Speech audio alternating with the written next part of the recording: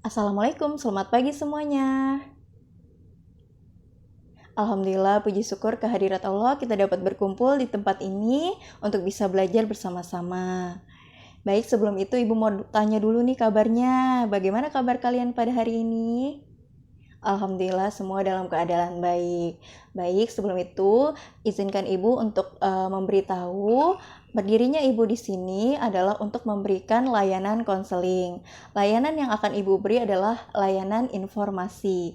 Bagi anak-anak Ibu yang belum tahu apa itu layanan informasi adalah layanan yang diberikan kepada individu atau anak-anakku sekalian ini yang berupa pengetahuan atau pemahaman tentang bimbingan dan konseling yang nantinya pemahaman dan pengetahuan ini bisa berguna untuk mengenali diri kalian ya, merencanakan atau mengembangkan pola kehidupan ketika di masyarakat ataupun di keluarga. Begitu ya, Nak. Topik yang akan kita bahas pada hari ini adalah tentang bahaya narkoba. Ya, jadi nanti kita akan mengetahui tentang faktor kenapa orang itu mau menggunakan narkoba, jenis-jenis narkoba, ya, bahaya dari negatif memakai narkoba, ya, seperti itu. Nanti ketika kalian sudah tahu ilmunya, itu pasti kalian akan bisa berpikir bahwa narkoba itu tidak ada manfaatnya sama sekali, seperti itu. Baik, dalam proses layanan informasi ini ya akan diberlakukan 4 asas.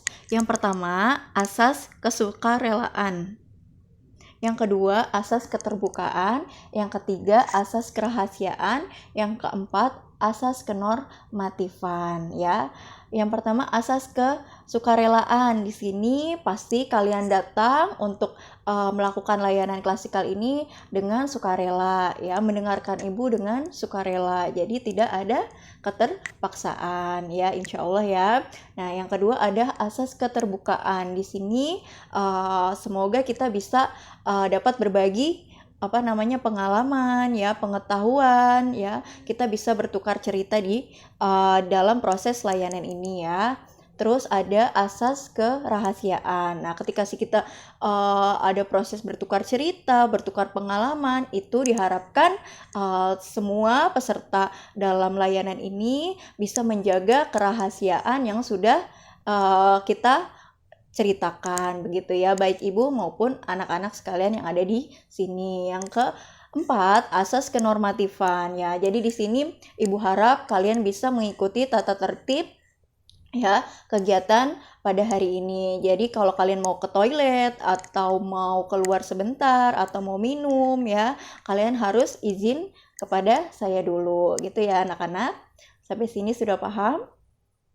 Baik, sebelum kita mulai kegiatan kita pada hari ini, agar diberikan kelancaran, ada baiknya kita berdoa terlebih dahulu. Berdoa dimulai.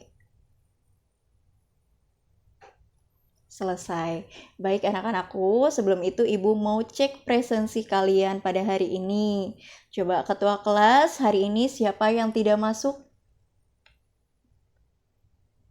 Alhamdulillah semuanya hadir. Wah, tepuk tangan buat kelas ini. Wah, keren sekali. Baik anak-anakku, langsung saja Ibu akan meng-share materi yang akan kita bahas pada hari ini. Jadi Ibu harap semuanya bisa menyimak. Baik, langsung saja kita akan membahas tentang bahaya narkoba dan dampaknya. Ibu yakin di sini anak-anak Ibu semuanya sudah tahu ya kata dari narkoba itu sendiri. Tapi kalian belum mengetahui apa saja jenis narkoba ya, dan apa saja faktor seseorang memakai narkoba dan apa dampak negatif dari narkoba. Yang kalian tahu narkoba itu pokoknya barang haram saja ya. Pasti kalian juga belum tahu dalam-dalam dari bahayanya narkoba. Baik, kita langsung saja. Narkoba itu sendiri mempunyai arti yaitu singkatan dari narkotika, psikotropika, dan bahan adiktif berbahaya lainnya ya. Jadi bahan-bahan itu adalah bahan atau zat yang jika dimasukkan ke dalam tubuh manusia baik secara oral ya lewat lubang atau diminum atau dihirup maupun disuntikkan dapat mengubah pikiran, suasana hati atau perasaan dan perilaku seseorang. Jadi ketika seseorang dimasukkan narkoba mau dari hirupan, mau dari suntikan, itu akan bisa merubah organ baik suasana hati ya, perasaan atau perilaku.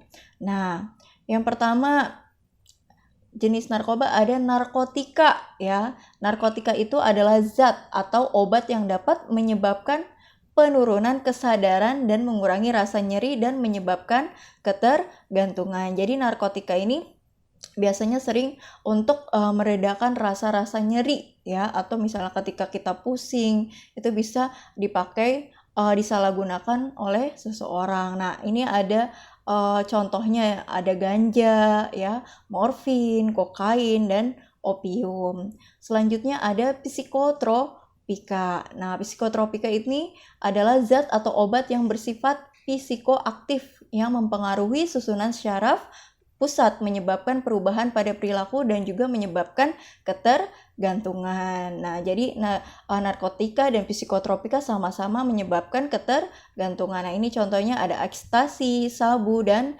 heroin. Lanjut, ada bahan adiktif ya. Bahan adiktif ini adalah zat atau obat. Dia itu bukan narkotika dan juga bukan psikotropika, tetapi dia memiliki pengaruh buruk pada kerja otak. Contohnya ada ngelem nih, biasanya kalau ngelem itu biasanya pakai apa? Pakai lime ibon ya, terus ada minuman keras dan ada rokok. Nah, jadi bahan adiktif ini juga bisa menyebabkan ketergantungan. Jadi ketika kita sudah minum sekali, dua kali, misalnya minum minuman keras ya, sekali dua kali itu pasti akan kecanduan ya, ketergantungan gitu. Dan rokok juga seperti itu. Jadi bahan adiktif ini membuat kita jadi kecanduan gitu ya. Lanjut. Selanjutnya ada faktor yang melatar belakangi seseorang menggunakan narkoba. Ya, yang pertama ada faktor dari individu ya, dari diri kita sendiri ya.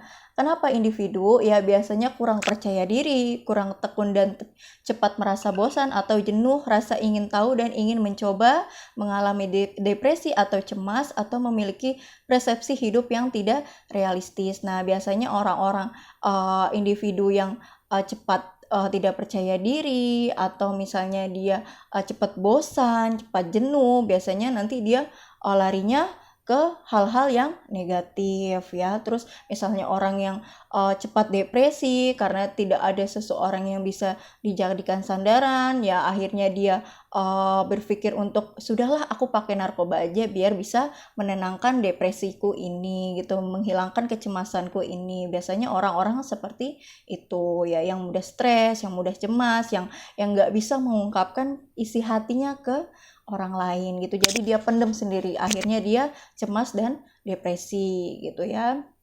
Dan kehidupan yang tidak realistis. Nah, biasanya orang-orang seperti ini ada yang ikut-ikutan ya sama teman-temannya ya. Jadi untuk ya supaya dianggap di lingkungannya atau di kelompoknya dia harus memakai itu. Nah, jadi ikut-ikutan, tidak realistis, padahal misalnya dia ekonominya juga tidak tinggi ekonomi teman-temannya, tapi karena yaitu ingin sama dengan kelompoknya, jadi dia bersikap tidak realistis gitu. Nah, selanjutnya faktor yang kedua adalah faktor lingkungan ya. Jadi faktor lingkungan ini adalah perubahan dalam struktur sosial, besarnya pengaruh teman, migrasi dari desa ke kota, kurangnya pendidikan dan keterampilan skill, dan kurangnya penghayatan kehidupan beragama dalam keluarga maupun pribadi. Nah, jadi faktor lingkungan ini juga menjadi seseorang bisa menggunakan narkoba ya. Jadi faktor lingkungan ini contohnya seperti pengaruh teman ya, biasanya kan ikut-ikutan teman, atau kadang kebawa gengsi, jadinya ya udahlah daripada dibilang cupu gitu sama teman-teman, ya udah aku pakai aja, biasanya seperti itu. Atau misalnya sekali misalnya dirayu ayolah pakai gitu, misalnya nggak mau, terus berkali-kali karena mainnya sama teman itu terus ya, akhirnya akhirnya dia nyerah dan akhirnya dicoba. Nah, selanjutnya ada migrasi dari desa ke kota. Biasanya kan kalau di desa itu orangnya lugu-lugu ya, belum tahu apa-apa, pergaulannya juga belum bebas ya. Nah, ketika pindah ke kota ya, jadi dia tiba-tiba temannya berbeda juga ya, temannya juga pergaulannya sudah kemana-mana, jadinya ke bawah. Terus kurangnya pendidikan, jadi dia tuh nggak tahu narkoba itu padahal berbahaya. Nah, tapi temennya bilang ini buat obat kok gitu, buat obat misalnya menyembuhkan stres gitu. Taunya cuman itu, padahal bahayanya itu lebih banyak daripada manfaatnya gitu. Mungkin manfaatnya juga kecil gitu ya. Itu juga harus dengan penanganan dokter. Tidak ada jadi buat orang-orang yang normal seperti kita itu tidak ada manfaatnya sama sekali, malah justru merusak. Terus kurangnya penghayatan ya dalam kehidupan beragama. Nah, biasanya orang-orang yang jauh akan agama ya jauh akan Tuhan itu biasanya mudah terpengaruh ya. Terus keluarga juga biasanya orang-orang yang broken home ya, orang-orang yang jauh dari keluarga ya, yang nggak ada pegangan. Misalnya kalau mau cerita juga nggak ada ke siapa-siapa ya, akhirnya ya udah dia lampiaskan dengan memakai narkoba. Terus selanjutnya ya, dampak negatif dari narkoba. Yang pertama ada dampak fisik ya.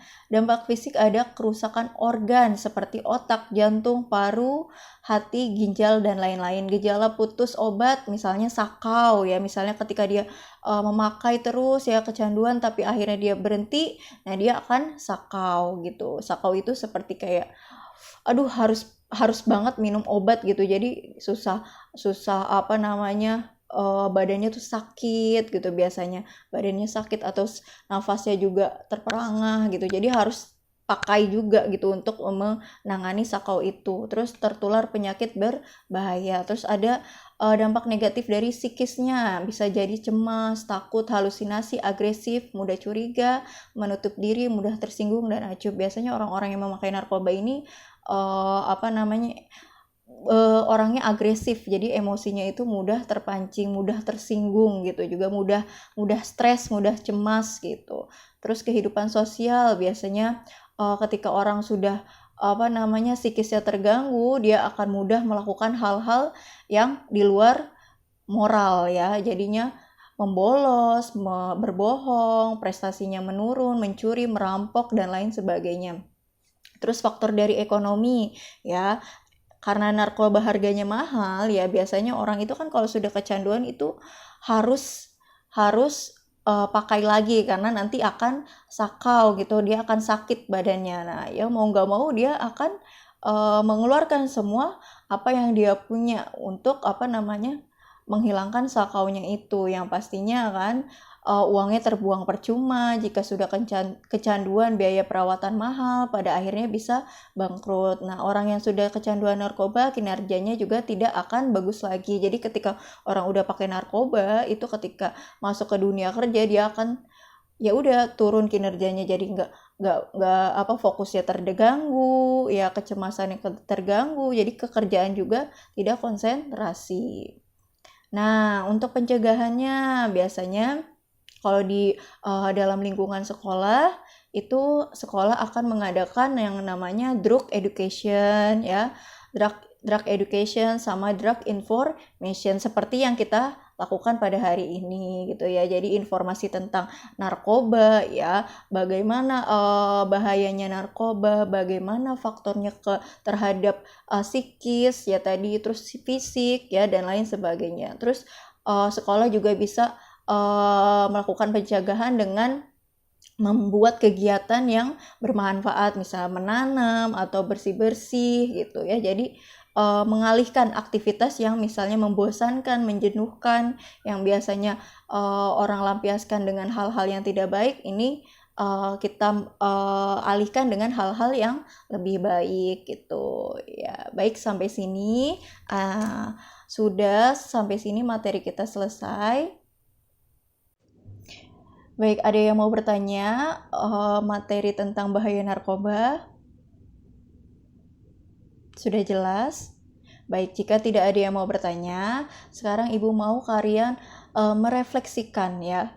Kalau tadi kan program pencegahan narkoba itu di sekolah. Nah, coba dari diri kalian sendiri. Apa pencegahan dari diri kalian agar supaya kalian tidak mudah terjerumus dalam bahaya narkoba ini? Coba refleksikan apa yang harus kalian lakukan pada diri kalian sendiri, entah itu dari pertemanan atau lingkungan atau diri kalian sendiri. Apa yang akan kalian lakukan supaya kalian ini tidak mudah terjerumus dalam bahaya narkoba? Sekarang silakan kalian tulis di kertas, lalu nanti kumpulkan ke saya.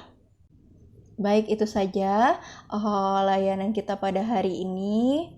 Karena waktunya juga sangat terbatas, nanti kita akan lanjut lagi di pertemuan yang kedua. Nanti kita akan lebih diskusi lebih lanjut lagi, lebih dalam lagi ya. Entah itu nanti pengalaman kalian ketika ada bermasalah, ketika kalian ditawari teman kalian untuk mencoba tadi salah satu bahan adiktif ya, atau salah satu bahan psikotropika gitu. Kalian bisa cerita nanti ketika kita di pertemuan kedua gitu ya Kak. Baik, langsung saja Ibu tutup untuk pertemuan kita pada hari ini. Baik ya, kita berdoa dimulai. Selesai. Baik, Ibu tutup. Wassalamualaikum warahmatullahi wabarakatuh.